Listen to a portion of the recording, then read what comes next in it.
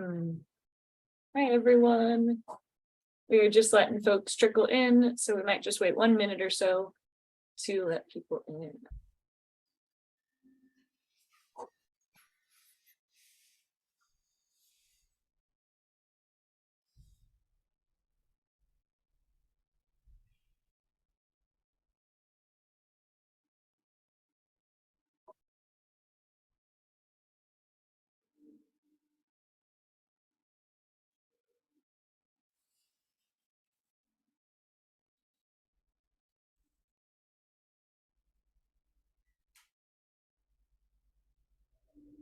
All right. Well, we will go ahead and get started. And then as folks enter the waiting room too, we'll let them in. Ryan, if you wouldn't mind keeping an eye on that too. We'll keep popping people in. But hello, I was going to say good afternoon. It's not good afternoon. Not yet. Good morning, everyone. Welcome to Know Your Worth, Finding a Job and Comparing Benefits. My name is Amy Selleck. I work out of VCU Career Services, and I serve as the Job Location Development Coordinator, which means I focus on connecting employers and students around particularly off-campus employment, but also work to support students seeking federal work study jobs as well. And then I'll let my co-host introduce themselves too. Hey everyone, my name is Ryan LaVault.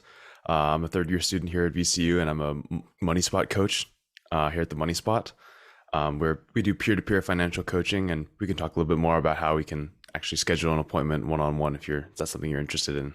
Nice to meet you all. Definitely. All right, we are going to ask some questions throughout to see who's in the room and just kind of continue the conversation around. So I'm going to just to learn a little bit about who's in the room, launch a quick poll. It's just asking, what year are you? And it's open-ended, so you can just type it in. I'll leave it open for maybe 15 seconds or so. So type in if you're, first year, senior, whatever, whatever space you're at, an alum, something like that.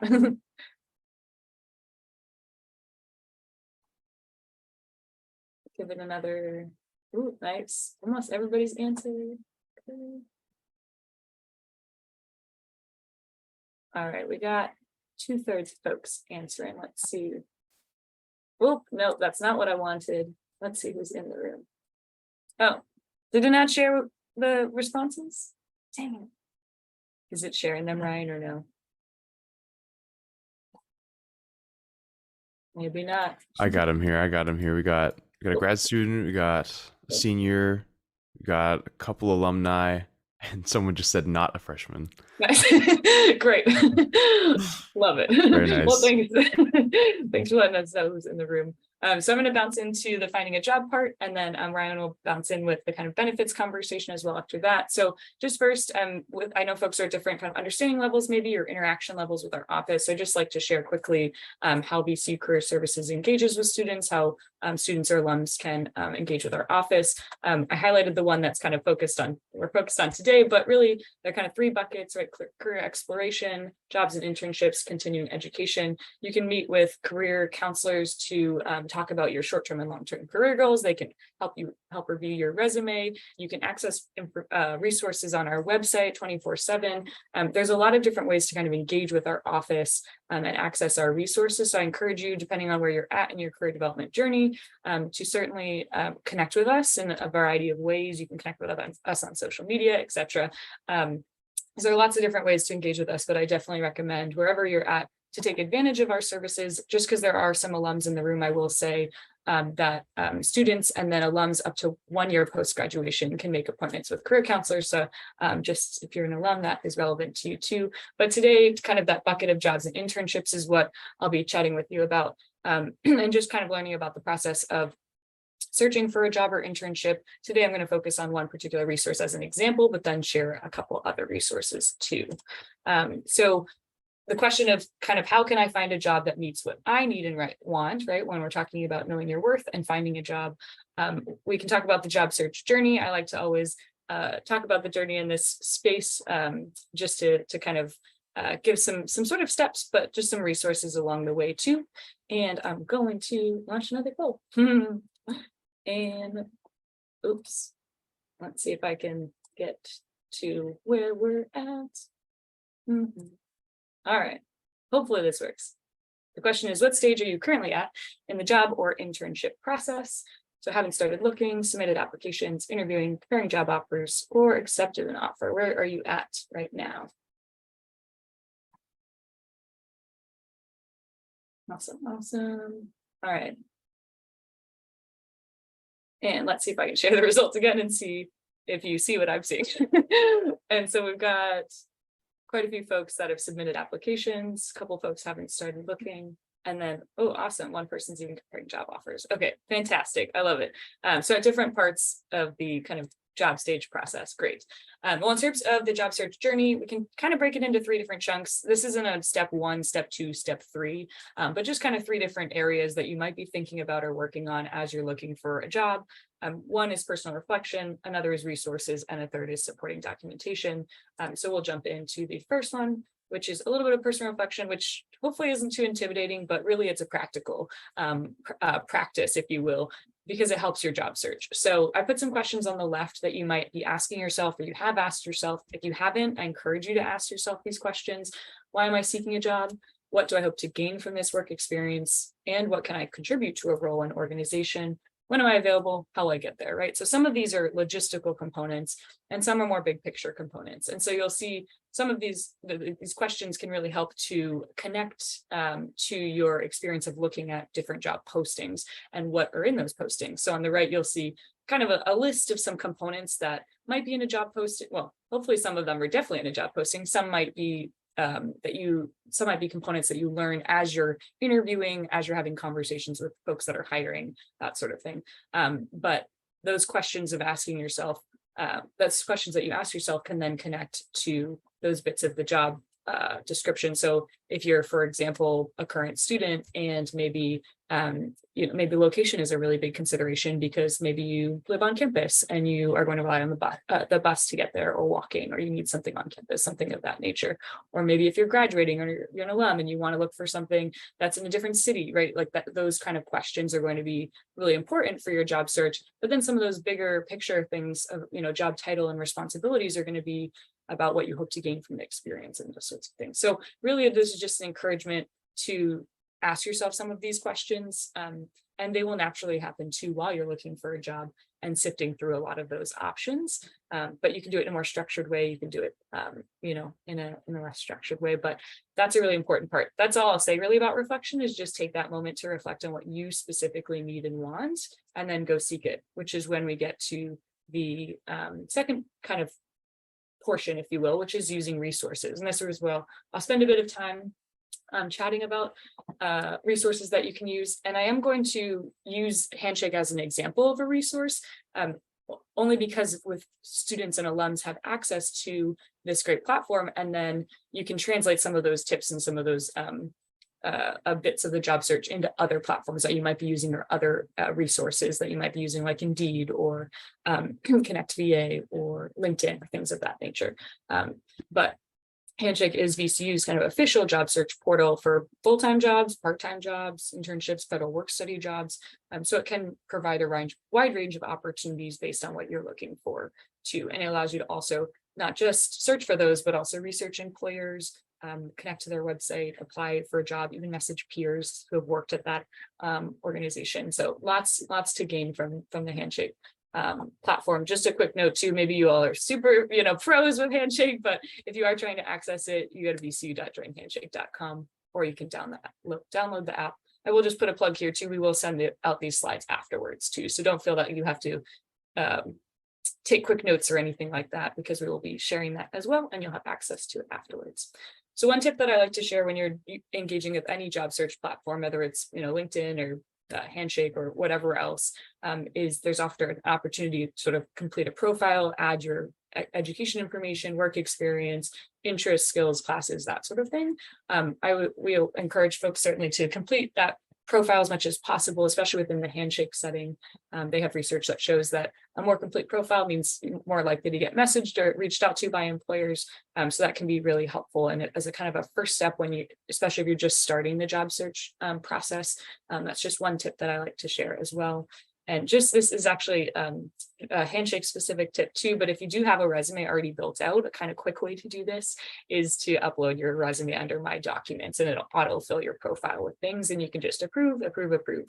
So that's kind of a quick way to do that, but that's certainly a tip as you go to do that.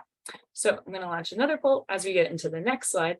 And let's see if we can. All right. So this question is just a quick single choice one. How many jobs or internships have you had? 0, 1, 2, or 3 plus.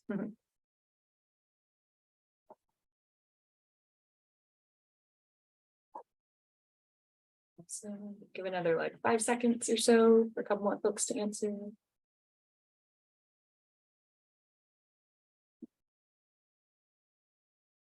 All right, I'm gonna end it and share some results. All right, awesome. So a good range. That's great. So a few folks have had quite a few experiences, a couple of folks just getting started, a couple of folks with 1 or 2. Nice. Okay, perfect. Thank you. All right, so whoops, there we go. So this, if you're in the Handshake platform and searching for a job, for example, you'll click the jobs button. And I would love to, if someone wants to throw in the chat, this screenshot was taken last week or so. So how many jobs were in Handshake as of last week?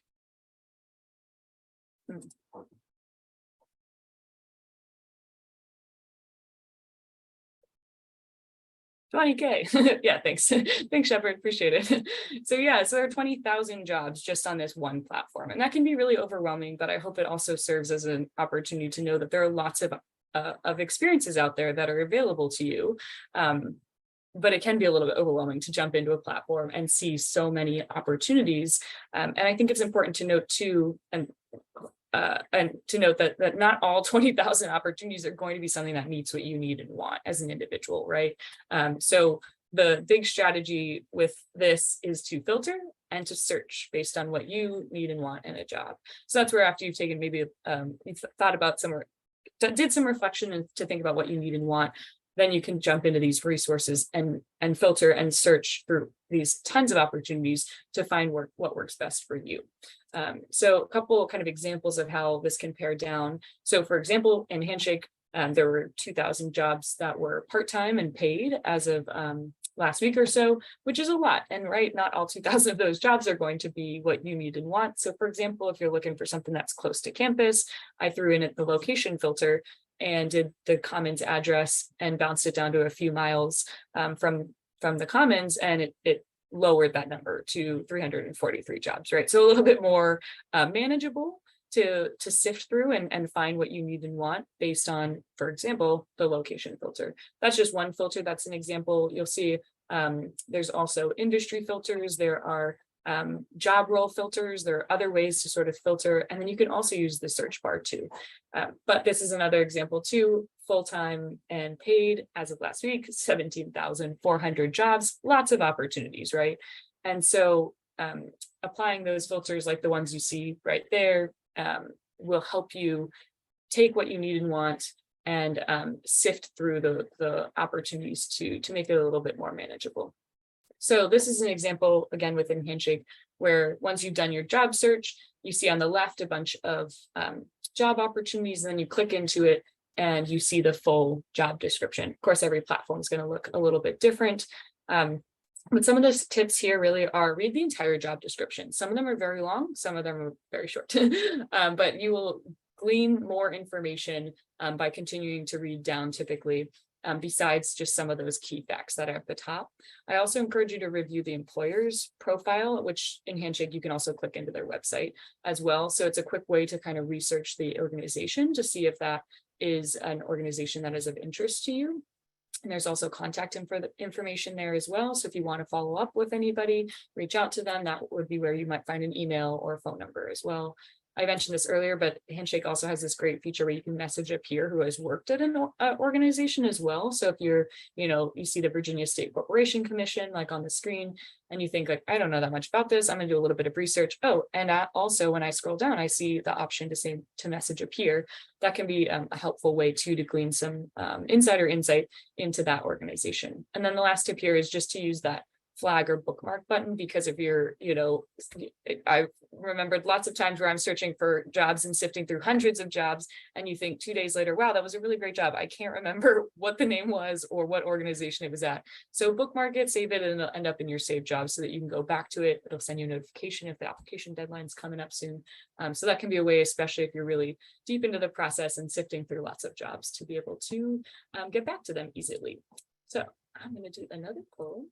And this one is, oopsie, an open-ended question.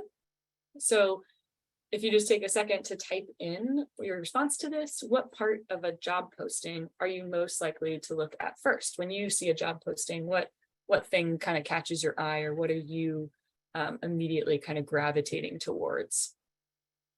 I'll give this one like maybe 15 seconds or so you have time to type up a quick answer, and then we'll see what people say.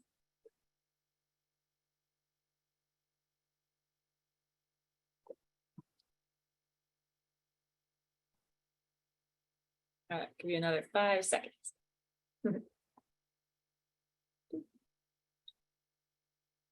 All right, let's see. Oh, the open-ended ones, I think, Ryan, you're gonna have to read them because I can't see them. I'm sorry. Yeah, I got it here. What part of job posting are we most likely to look at first? We got the salary, job title, again, the salary or hourly wage, what company it's at, the title and responsibilities, the level. Okay, great. Perfect. I appreciate that those are all generally at the top too, which is great. I mean, salary is a tough one because it's, as we'll talk about in a second, but it's not always listed there, unfortunately. I wish it were, but certainly, right, the job title catches your eye, the company, and those are right at the top. And even the salary too, at least within Handshake, is generally, if it's listed, if they choose to list it, too, will be up near the top too. So that's good to know. Okay, thanks for indulging us in that. So one thing, as we kind of, and we'll get to benefits more in a moment, but I just like to say within the job posting, that many job postings will not list benefits, unfortunately. They might be, it might be something that you glean a little bit more right through the interview process or from chatting with a hiring manager, things of that nature. If they do include them as well, then they may also show up in different ways. So you'll see, I pulled this job description on the far left, which has tons of information on it, but no benefits listed. So you can have a really robust job description and nothing about the benefits listed or benefits of that role listed. And so again, if they are listed, and like some of the examples with the kind of gold box around them, they just will look kind of different, right? And so you might see, for example, like the pay really explicitly listed. You might see information about health insurance listed. You might even see information about free, if housing is included or paid training. I mean, you might see stuff about professional development or mileage reimbursement. You might see a lot of different types of benefits listed, but they might just be listed differently based on the employer and how they choose to set up their job description. And again, unfortunately, sometimes they don't explicitly put them in there. So that's a conversation to also have when you are in the next steps after you sort of applied. Or if you want to ask in advance before applying, to then connecting with the hiring manager to do so.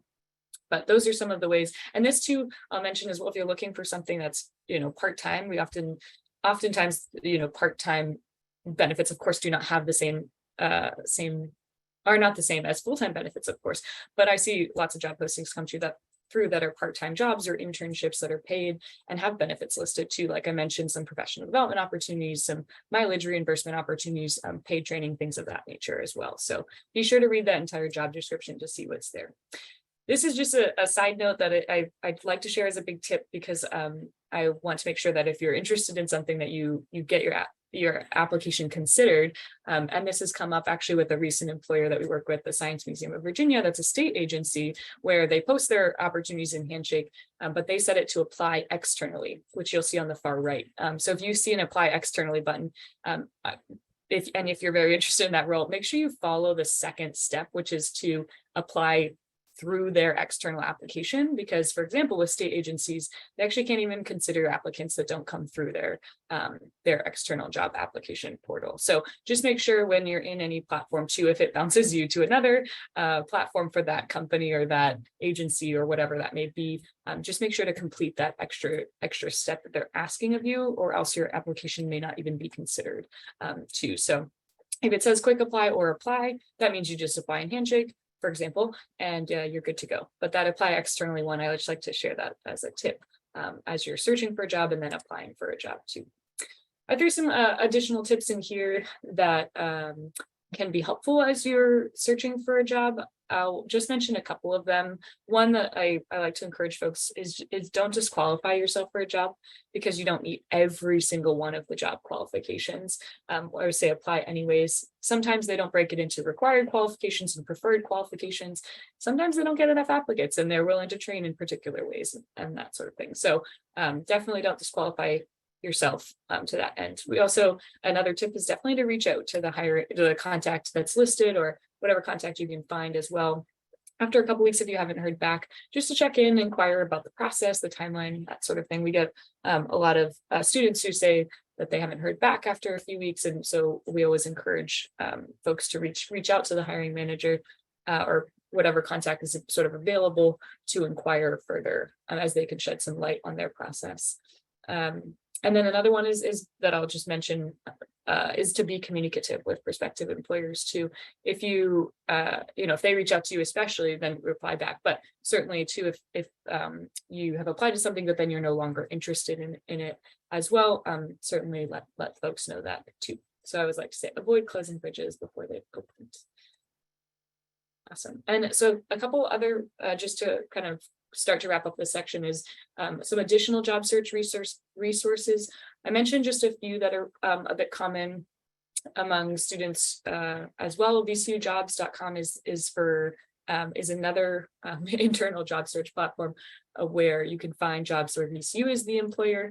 Lots of those will also be posted on Handshake, and we always encourage departments and programs and offices to post them on Handshake. But I would say if you're looking for something at VCU, check Handshake and check VCUjobs.com. Some other ones that are external: Indeed, Snagajob, Connect VA, as well, that is specific to nonprofits. Is a good one too. And then I put a couple of connections and networking platforms here as well. LinkedIn I mentioned earlier, as well as Link, which is similarly named and kind of a similar platform, but specific to the VCU community. Those are great places too. I mean, LinkedIn, you can actually apply for search and apply for job openings on LinkedIn, which is a cool feature.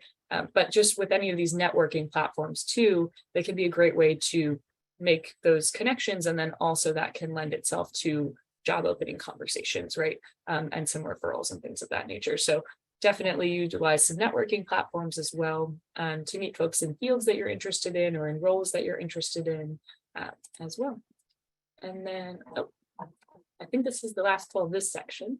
Let's see. And this is another short answer one. So just take a moment to, at this time, I know I listed a few, but other than Handshake, what job finding resources are you using? And it doesn't have to be, an online platform too. It could be some, it could be any resource. And I'll mention another one in a moment too. But if you want to share what other insight do you have in terms of job finding resources that you're finding success in or that you're interested in using? Amy, we do have a message in the chat if you want to take a second to read that. Thank you. Let me also, I'm going to end the poll and share the results, and I will definitely read the chat box. Let me see. Maybe we can bounce that to the end, Ryan, for a little bit of Q&A. Yeah, because I would love to, I want to read it, but cool, that works. Yeah. I can go over some of the results of the poll real fast. We got a lot of people using LinkedIn, Indeed, Glassdoor, a lot of other VCU opportunities, networking with people who have jobs that I would want. I love that. Very nice. Yeah, that's awesome. Yeah, especially the networking one. That's great. I love that one too. I'll just say too, because I mentioned some job search platforms, which I know some folks in the chat or in the through the poll also mentioned too. And I do think some of those connection building and network building opportunities are really critical for the job search experience. I will just mention from our office out of VCU Career Services, we do have opportunities that students and alums can engage in terms of connecting with employers and that job search process. So we actually just released to our fair lineup for the springtime. So in January, 2 in March, and then 1 in April, you'll see the job or internship or career fairs that our office is going to be hosting. They're always hosted on Wednesdays from 1 to 4 p.m. and they're on the commons, I'm sorry, on the second floor. And so those will all be up for registration in December and January. So certainly stop by those fairs and take that opportunity to network with folks and ask them about their job opportunities. And also, like as the person in the poll mentioned too, like connecting with people in particular roles, right, at organizations. That's where you can also meet folks too. And outside of the fairs, we also out of our office host employers that come on campus for information tables, or they might host a virtual recruiting session, all that jazz. And those are varying days and times throughout the semester. But those are everything that we do out of our office and out of actually the other 2 career services offices as well are on Handshake at VCU. And the takeaway really with the resources section is that there are lots of resources out there. The options are sort of abundant, but just explore using different ones, practice using them, and find which ones will meeting your needs and wants in that moment as well. And you can always meet with a career counselor if you have any questions too. I'll just quickly end with a note about supporting documentation. I won't spend much time on this, just to say that we have resources available online too, but a lot of applications will require additional documentation outside of the application itself. So that may be a resume, cover letter. If you're a student with federal work study, it might be a federal work study award info, that sort of thing. And those can vary a little bit too, but we do have resources available at careers.vcu.edu under the applying and interviewing and the preparing to apply section. And you can find a lot of resources 24/7 right there, like sample resumes, resume guides, that sort of thing. And of course, meeting with a career counselor can help in the development of those too. So the takeaway really is for supporting documentation is these are opportunities that reflect who you are. So as you develop those, make sure that you and your skills and your knowledge and your abilities shine bright. And the last piece too is just to note that I work at Central Career Services office, but we also have 2 other ones, College of Engineering and School of Business on campus. So if you're studying in either of those, or you did study in either of those, be sure to connect with those offices too. Again, we'll send these slides out, so you'll have their emails, phone numbers, websites, all of that as well. But they also, you could Google it as well, and it'll be available too. Turn it over to you, Ryan. All right, thank you very much, Amy. So just as a refresher, my name is Ryan Lavault. I'm a money spot coach here at VCU. For those of you who may have came in a little bit later. So I'm going to talk about what to do now that we have a job offer. I'm talking about comparing the different salaries, not only the salaries, some of the benefits that you might be offered, and how we can look at them and compare those. So benefits, what even are benefits? Benefits are forms of non-wage compensation provided to employees in addition to their normal wages or salaries. So some examples like this might be Social Security, or the government mandated funds that are taken out of your paycheck that you get towards retirement. Workers' compensation is stuff like insurance that your employer pays. For example, if you get hurt, if there are any medical expenses that you incur, or they have to pay for your time off. Or like unemployment insurance. So like if you lose your job at no fault of your own, for example, the pandemic, you'll get money for that. You'll get unemployment insurance for a certain amount of time afterwards. And again, that money is taken out through taxes from your paycheck, and that goes towards that. Those are some of the mandated benefits that are included in jobs. There are a bunch of other benefits that we'll get into in a second here. Other common benefits are stuff like paid leave or vacation time, sometimes abbreviated as like PTO, flexible scheduling or WFH, again, work from home, stock options, especially within whatever company that you're working with, insurance, retirement plans, even education assistance or reimbursement. Sometimes a company will want you to go get certain degree of education or more education, and they will assist you in paying for that. As for insurance, there are many different types of insurance that you need to be aware of, and that sometimes that your employer will offer to you. So first off, something to note is that health insurance and vision insurance are separate from your standard health insurance plan. Those are standalone. But your health insurance covers doctor visits, anything of that sort, typically there's a deductible that you'll have to pay, but your employer will cover the rest. And that can oftentimes include mental health costs. Life insurance is something you usually have to worry about once you get a little bit older, once you're no longer classified as a dependent on your taxes. That's in case anything happens to you down the road. Disability insurance, that can provide income to you in the event that you get into an accident or become disabled in some way. Your employer will pay you if you are ineligible to work anymore. Pet insurance also can be an option that some employers offer, like veterinarian needs. And of course, our retirement plan is something that's always super important to think about, no matter what stage you're in. Whether you're contributing to an IRA right now, or if you're looking to contribute to a 401k or a 403b through your employer, that's always something super important to think about, is always the future. So a 401k and a 403b are basically the same thing. You might be more familiar with the term 401k, but a 401k is just a profit business fund for your retirement, whereas a 403b is for nonprofits. But essentially, they serve the same purpose in that they're funded personal by your income for these non-taxable contributions from your earnings. So basically, they take out a portion of your paycheck and put it into a retirement fund. And then often what your employer will do through your 401k is match a certain amount of compensation. So for example, maybe they'll take 5% of your paycheck and put it into a 401k, and then they'll match that 5%. So it's a fantastic way to save for retirement, because not only are you saving and they're putting the savings from your paycheck in there for you, they're also matching that. So it's, you're doubling whatever you're earning without having to earn more money. Important questions to ask yourself when thinking about your retirement. When can I start contributing through your 401k? Again, it's never too early to start saving for retirement, even if it's an IRA or an individual retirement account. You should check if there's an employer match for your 401k. Again, that whatever we're putting towards it, if our employer is going to give us any more money for that. And then when will I be fully vested? When will I feel comfortable with my retirement account? It's always important to build that up.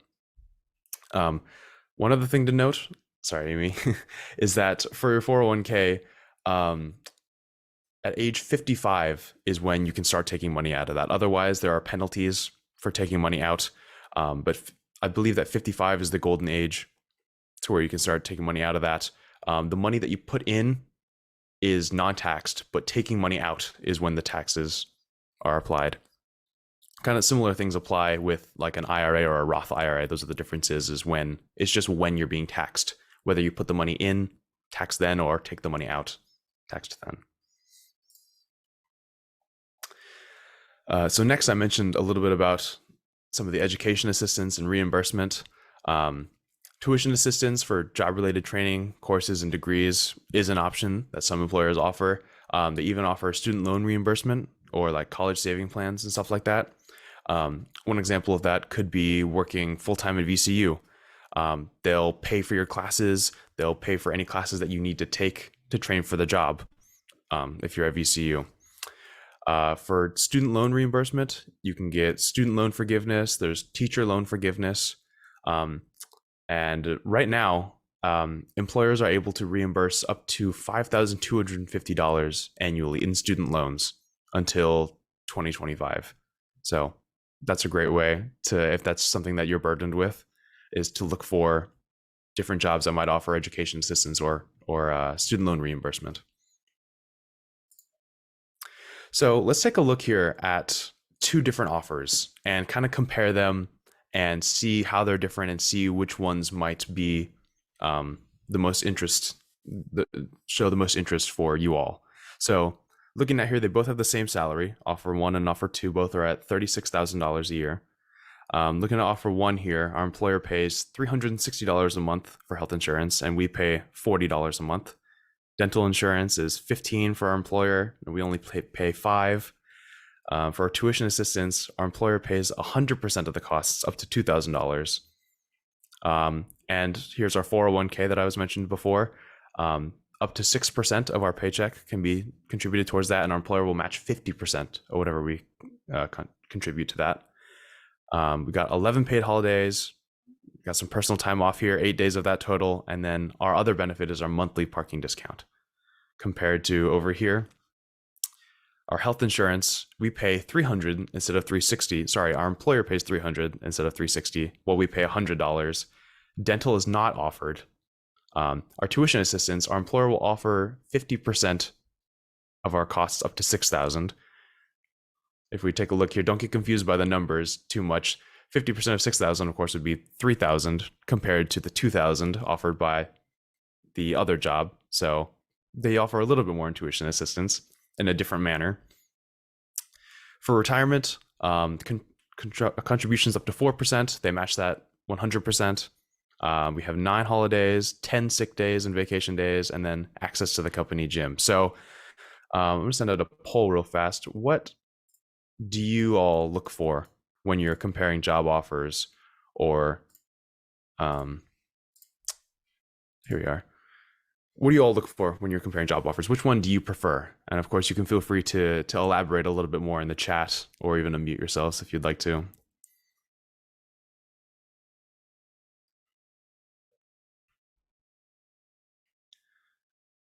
So looking at more than just the salary, since they're the same here, there's a whole bunch of different nuances between all the benefits that we're gonna have, from health insurance payments to, of course, there's even different paid holidays that we get off.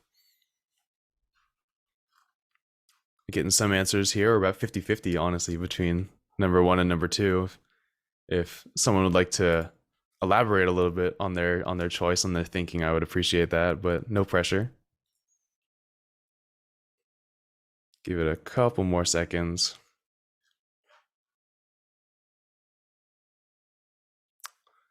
All right. See if I can share the results here. So it was just barely right before I ended it, another person voted for offer 1 instead of offer 2. Honestly, I don't even have an answer for this right now. I'd have to really take a closer look and just think about some of the things that I value. For example, I value access to the company gym over a monthly parking discount if I would have to pay for parking anyway. But again, I would have to be weighing every benefit, not just 1 or 2 of them.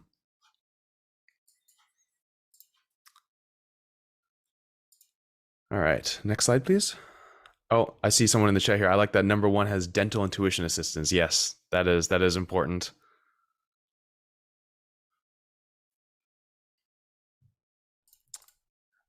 Okay, additional offer considerations for internships. So internships are a great way to kind of jumpstart your experience without getting full-time into a job or something like that. So there are different types of internships that exist. There are, of course, the paid versus unpaid internships. There are a number of different considerations to consider for that. Like oftentimes unpaid internships might offer academic credit as a replacement, which is something to consider. Sometimes it's not about the payment. Sometimes it's more about who you're going to be working with. If it's a professor that you really enjoy learning with and learning from, you can participate in like a mentorship with them. And that can sometimes lead to a job offer later down the road if they have connections through that. So sometimes internships are not always about just the paycheck. Sometimes it's about the experience. You can do a couple of unpaid internships to kind of get some experience under your belt, and then you can start to look for the paid internships to financially compensate you rather than just by the experience, which you hopefully would have gotten previously. And next, we're going to talk about cash flow planning. So what cash flow planning is basically how much money you have left at the end of the month after you get paid and pay your bills. More accurately represented by our equation, our income minus our expenses is our cash flow. So starting with cash flow planning, we can track our income. So we're going to look at the last 3 months of our paycheck and calculate the average. Of course, you can just do it month by month, but in order to get a well-rounded average, because it might vary month to month, we're going to look at the last average of the last 3 months. Next, we're going to track our expenses. We're going to follow where our money is going after we get it.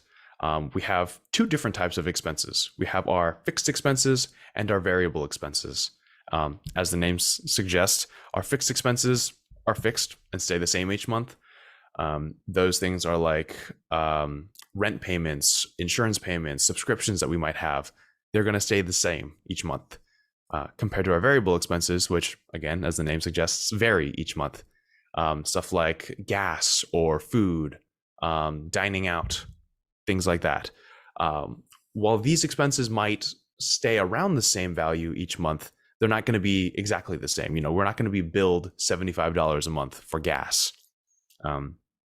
And when talking about budgeting with a cash flow, our variable expenses is where we turn to in order to save money.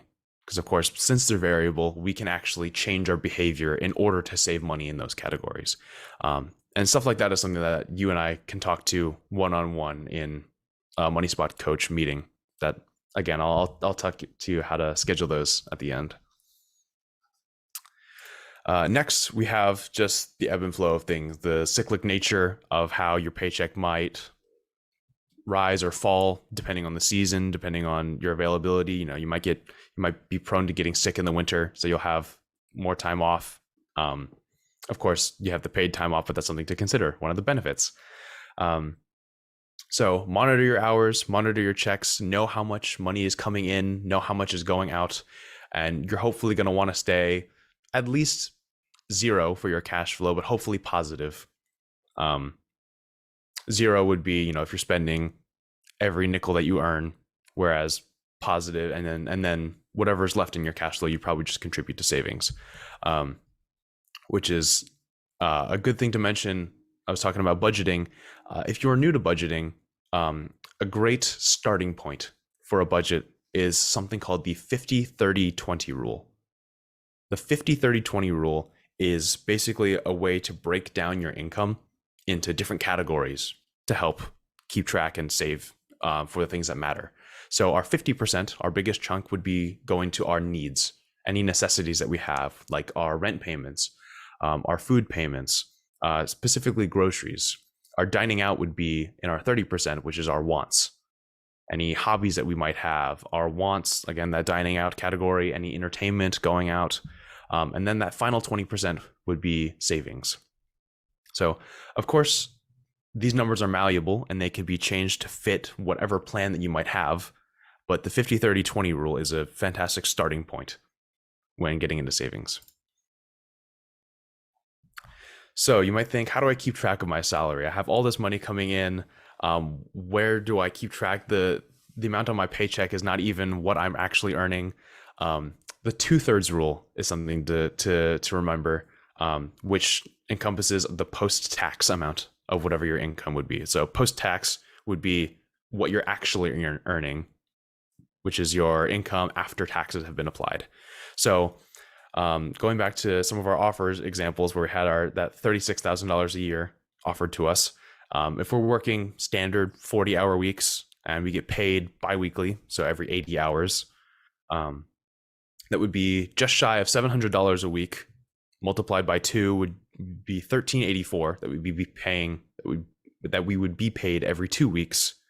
And then, of course, 2/3 of that, we're taking out our taxes, would give us our $923. And you're like, okay, where are my taxes going? Where's the rest of my income going? This is going to things like your Medicaid, your Medicare, the Social Security that we mentioned before, retirement. We can take an even greater percentage of that. Again, thinking back to our offers that we had, where one of them I think had up to 4% we could take of our paycheck, and they would match 100% of that. So we take an additional 4% of our $900 and attribute that to our savings. Then they would match that. So our final idea here is about saving and the time value of money. So inflation is always something that exists, is always going to be catching up towards us, is always going to be, following us. And inflation is basically how much your money is worth. So, $10 right now is not going to be worth the same as $10 in the future. $10 right now is not worth what it was 10 years ago, 100 years ago. The money that you have now is worth more than the identical sum in the future because of its earning capacity, because of the inflation that's going to be accumulating. I think an average amount of inflation per year in the United States is about 7.7%. Of course, that changes. It can be higher, it can be lower. But time is a great way. Using your time for things like interest is a great way to grow your money, because sitting on your money in your savings account, which is not going to earn substantial interest, you're going to be losing money because the value of it is going to be going down. So through things like high yield savings accounts, or even stocks and investing, other methods like that, is how you can grow your money exponentially in order to hopefully beat the inflation rate, whatever it is that year. Experts, again, mentioned recommend saving 20% of whatever your income is per month, and as an emergency fund, 3 to 6 months worth of your monthly expenses. So emergency fund, this is stuff like, again, as the name suggests, if an emergency happens, my car breaks down and I need to get to work somehow. I break my arm and I have to take time off of work, not only time off of work, but I need to pay for medical expenses.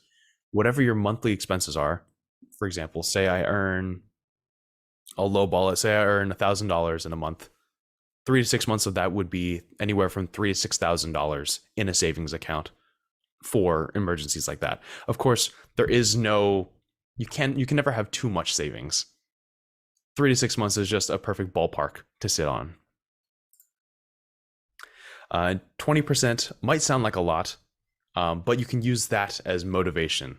You can start saving what you can now and use 20% as whatever your goal is in the future. So one good way to think about our 20%, think about savings, what we want to attribute to that, is rounding down, is a term called rounding down, which, remember, if we think about what our pay was for that $36,000 salary, our net pay biweekly was $923 or something like that. If we round down, that 923 can just turn into $900, and then we can put that additional $23 that we have into our savings.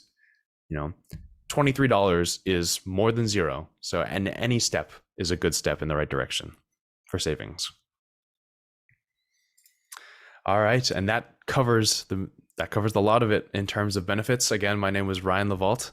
I'm a Money Spot coach here with the Money Spot at VCU. If you'd like to talk one-on-one about budgeting, about building credit, debt repayment, student loans, that's a hot topic right now. You can schedule one-on-one with me or any of my other coaches on Navigate. Or of course, you can shoot us an email at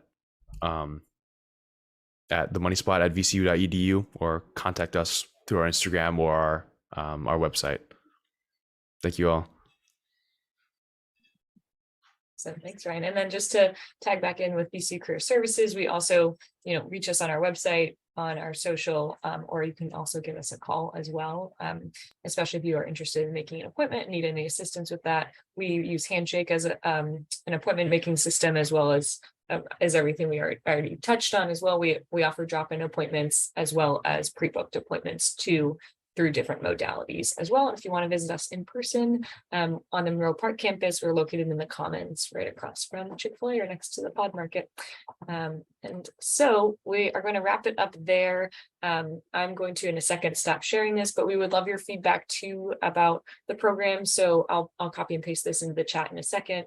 But this is a way to share feedback about the program. If you wanted to share any sort of like encouragements or constructive thoughts on how we could do better, we certainly would appreciate that. And since we have time left, about 10 minutes or so, I will stop sharing my screen and then paste this in the chat, but we can open it up to any questions as well. So there we go. Boom.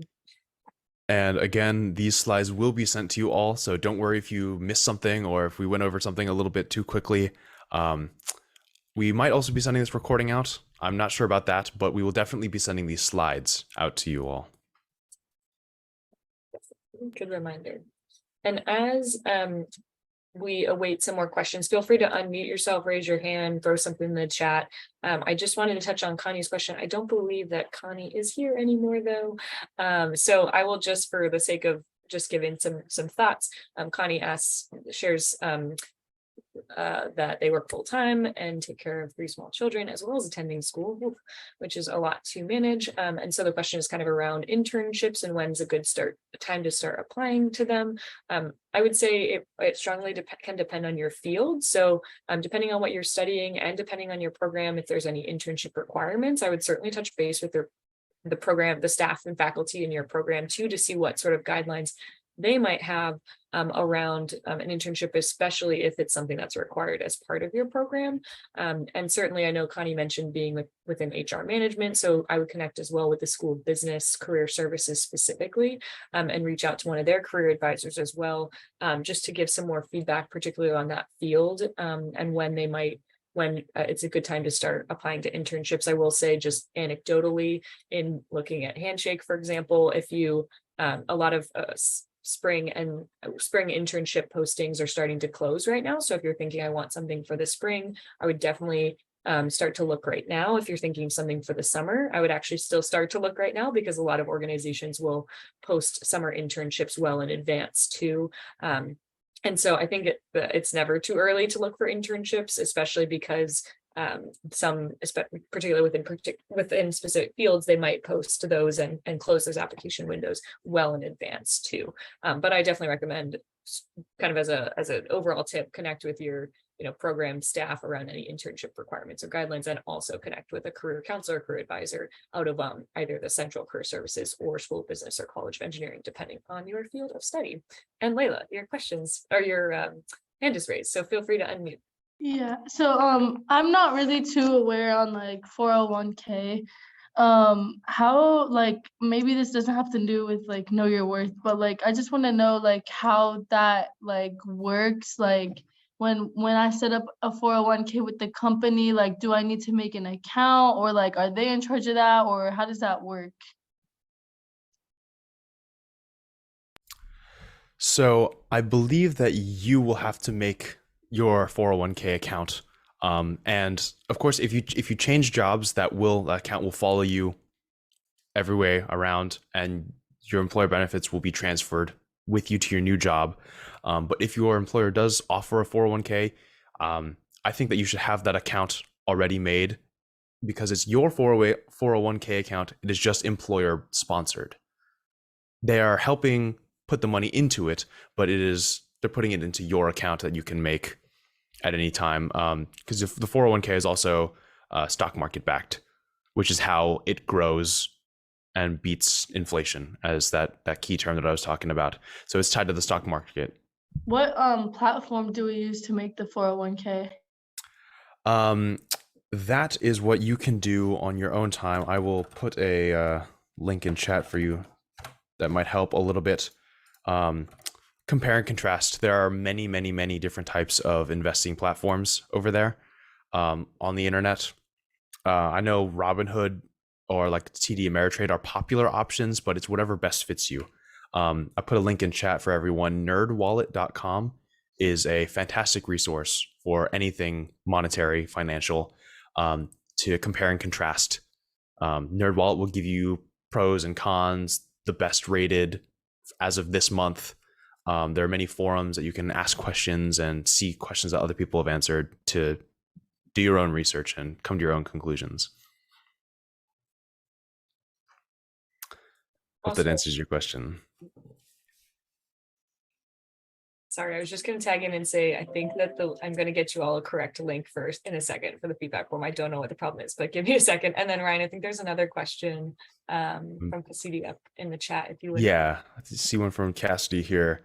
What is a good language to use when inquiring or negotiating salary? I feel like flat out asking what's the salary is frowned upon. Yeah, again, being a student, I don't have too much experience with stuff like that, asking for a salary, but I do agree that there is some taboo talking around what you're being paid.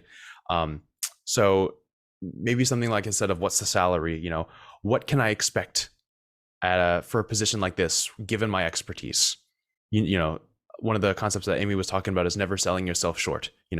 Given that I have this experience and this, what can I expect? What's a salary range for this? And they might give you a range. Oh, someone in this position might earn anywhere from $60,000 to $80,000, and you're like, okay, well, given that I've had this much experience for this long in these same softwares, maybe you could offer me closer to $75,000 rather than like lowballing 60,000 of that range.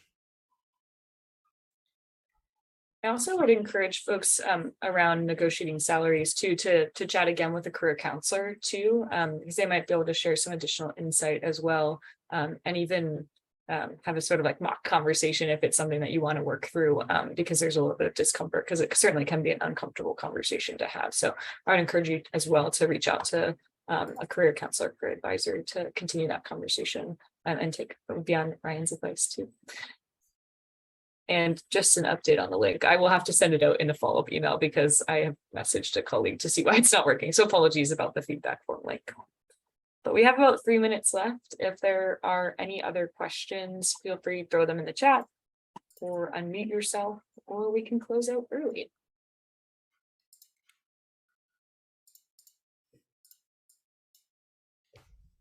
Thanks for the encouragement, Natalie and Shepard. We're glad that. Thanks for coming. Yeah, thank you all very much. I'm glad you enjoyed it. So we'll send out a follow-up email with the slides and potentially the recording, and definitely the feedback form link as well. So please share any thoughts there. And we hope that you'll make an appointment with a money coach, as well as a career counselor, and leverage the resources that are available to you both in person, online, and everything that's out there for you to support you in finding a job and finding a job with the right benefits for you too. But yeah, thank you all for coming. And I guess we'll close out early because